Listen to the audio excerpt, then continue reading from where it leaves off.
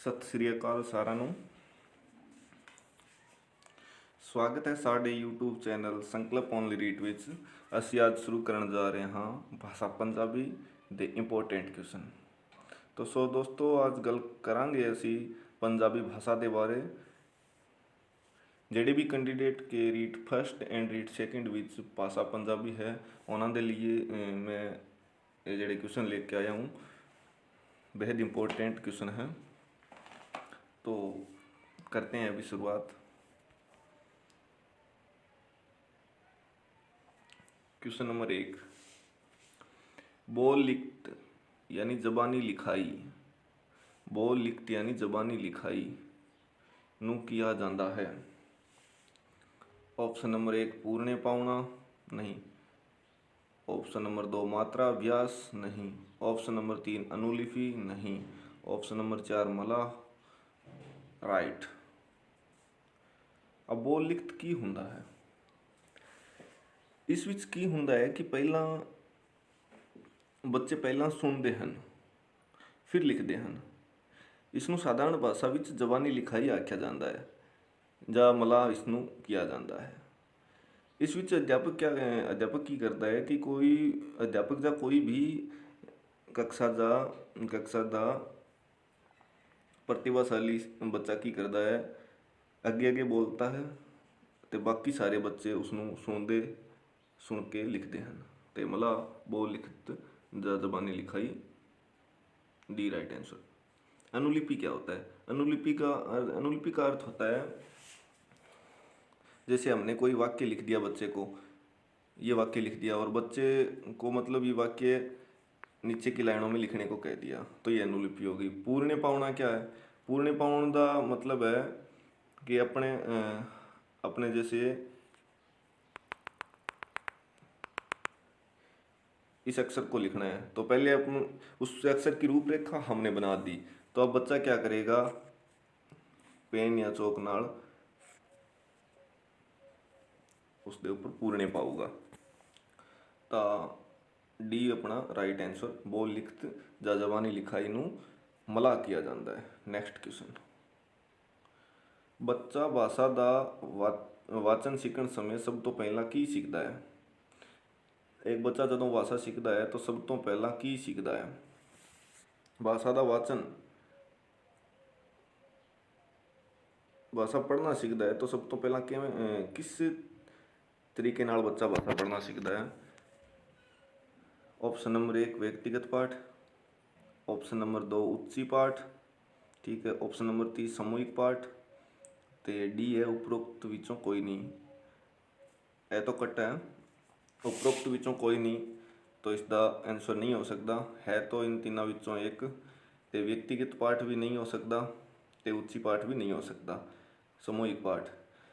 तो बच्चा सब तो पहला भाषा सीखता है तो समूह दे विच ही भाषा सीख सकता है, अकेला बच्चा भाषा नहीं सीखूगा। तो सी अपना राइट आंसर। नेक्स्ट क्वेश्चन, भाषा कौशल विच मूल आधार कौशल हन, भाषा कौशल विच मूल आधार कौशल हन, तो भाषा दे मुख्य रूप विच 4 कौशल हन।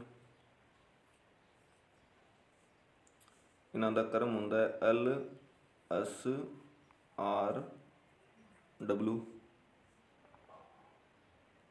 Listening, speaking, reading and writing. यानी सब तो पहला सुनना ते समझना, उस तो बाद बोलना, ते नैक्सट पढ़ना, ते नैक्सट लिखना, सब तो लास्ट लिखना और सब तो पहला सुनना। तो क्वेश्चन अपना है कि भाषा कौशल विच मूल आधार कौशल केड़ा है?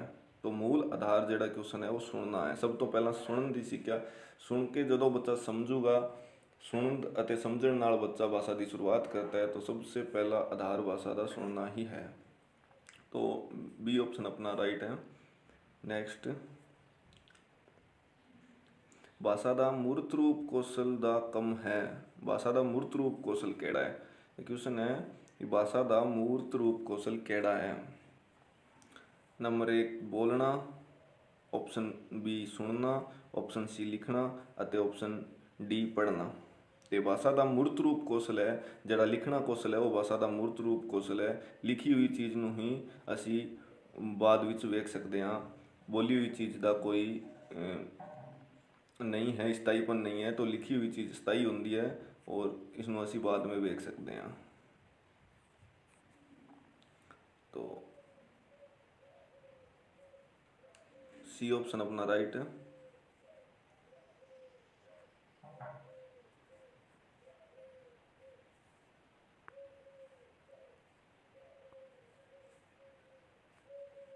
नेक्स्ट क्वेश्चन,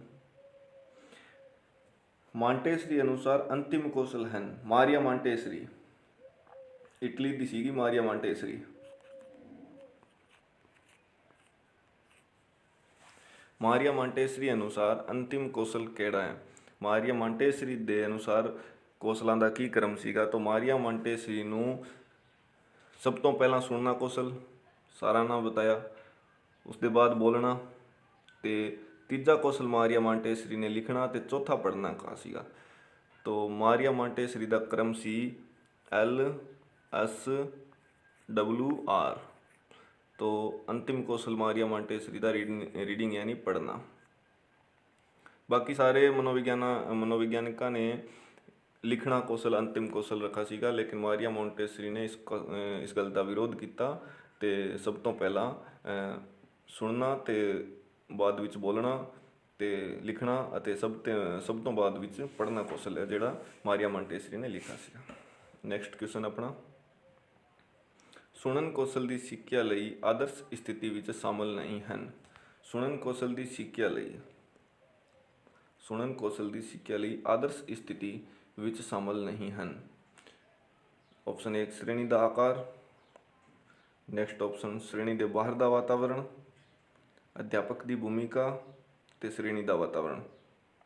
सुनन कौशल की सिੱਖਿਆ ਲਈ आदर्श स्थिति यानी बच्चा कौशल सुनता है, सुनना जोड़ा कौशल है उसकी सिੱਖਿਆ ਲਈ सब तो आदर्श स्थिति है, वो सब तो आदर्श स्थितियों में केड़ी स्थिति है वो शामिल नहीं है। तो श्रेणी का वातावरण तो जरूरी है, प्रभावित करता है सुनन कौशल नूं। अध्यापक की भूमिका सब तो जरूरी है। श्रेणी के बाहर का वातावरण भी जरूरी है। श्रेणी के आकार का वातावरण आदर्श स्थिति विच शामिल नहीं है। वैसे तो श्रेणी के आकार का वातावरण भी मतलब श्रेणी का आकार है वो भी सुनन कौशल की सिੱਖਿਆ नूं प्रभावित करता है, लेकिन सब तो इंपोर्टेंट नहीं है ये। तो अपना राइट आंसर है ए, श्रेणी का आकार। नैक्सट क्वेश्चन, चंगी बोलचाल का गुण नहीं है। चंगी बोलचाल का गुण नहीं है। स्पष्टता चंगी बोलचाल का गुण होता है। प्रभावशालीता, एक चंगी बोलचाल विच प्रभावशालीता होनी जरूरी है। स्वय विश्वास भी ठीक है, ते मिठास भी ठीक है। तो चंगी बोलचाल का गुण नहीं है, स्वय विश्वास राइट आंसर है, क्योंकि बाकी तीनों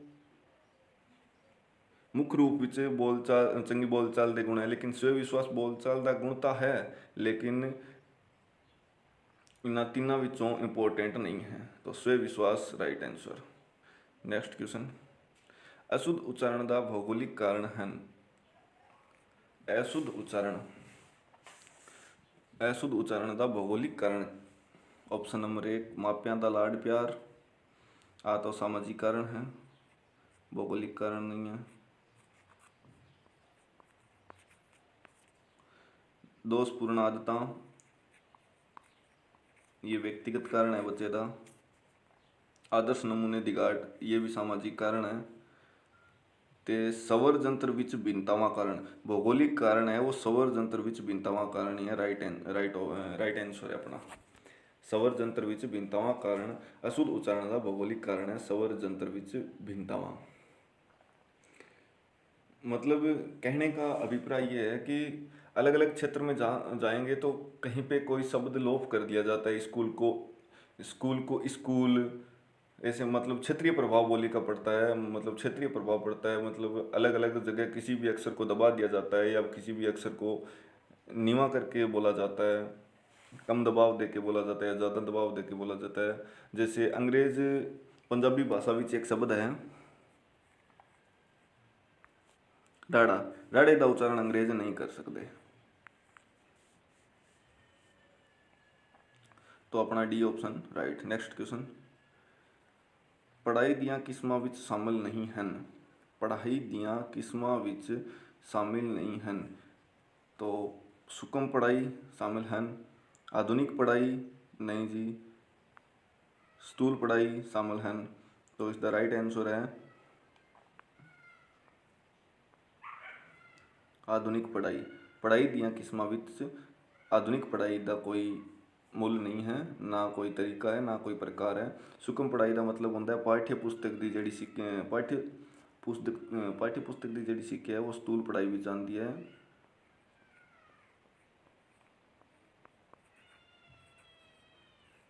और बाहर की एक्स्ट्रा नॉलेज बच्चे को जो भी दिया जाता है प्रार्थना सभा विच, खेल के मैदान विच या समाज विच, वो स्थूल पढ़ाई है।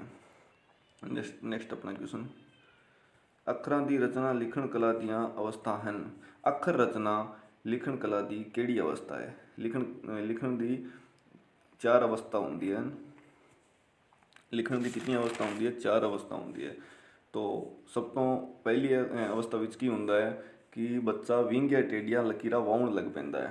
ठीक है, ऐसे बच्चा मतलब अलग बच्चे नूं असी चौक या पेन फड़ाएंगे तो बच्चा मतलब विंगिया टेढ़िया लकीरां वाउंदा है सीधा। सैकेंड, दूसरी अवस्था विच की करता है बच्चा विंगिया टेढ़िया लकीरां खिंचण लग पैंदा है, मतलब उन्होंने थोड़ा मोटा आकार देण दी कोशिश करता है बच्चा। तीसरी अवस्था विच शब्द जा वाक्य बच्चा बनाउंदा है। ते चौथी अवस्था विच लिखाई विच सुधार करता है, यानी अभ्यास लिखण दा अभ्यास चौथी अवस्था विच आंदा है। और तीसरी अवस्था विच शब्द जा वाक लिखण लग पैंदा है। ते दूसरी अवस्था विच आकार बना लैंदा है अखर दा, ते रचना करना सीख जाता है। तो दूसरी अवस्था है वो अखर रचना की अवस्था होंदी है। लिखण की 4 अवस्थाएं होंदी है, उन्हां विचों दूजी अवस्था विच बच्चा अखरां की रचना करना की शुरुआत कर दिंदा है। तो आज अपने 10 क्वेश्चन थे। नेक्स्ट वीडियो में अपन लेके आएंगे 30 क्वेश्चन। आप संकल्प ओनली रीड चैनल को सब्सक्राइब एंड शेयर ज़रूर कीजिएगा। वीडियो अच्छा लगे तो कमेंट करके बताइएगा। धन्यवाद।